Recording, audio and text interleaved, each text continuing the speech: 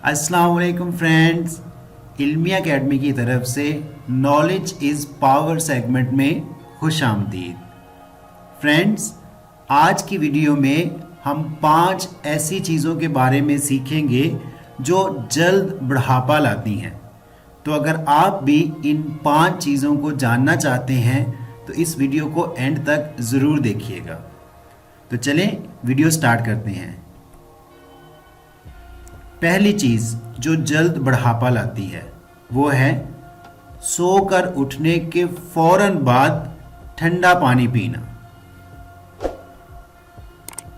Number 2, जिस्म से खून का कसरत से निकलवाना, ये भी जल्द बुढ़ापा लाने का बायस बनती है।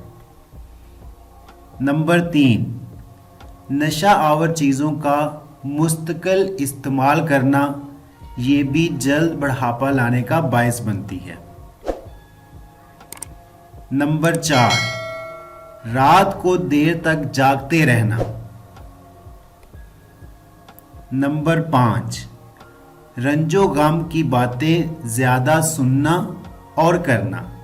तो ये 5 ऐसी बातें हैं, ये 5 ऐसी आदत हैं जो जल्द बुढ़ापा लाती हैं।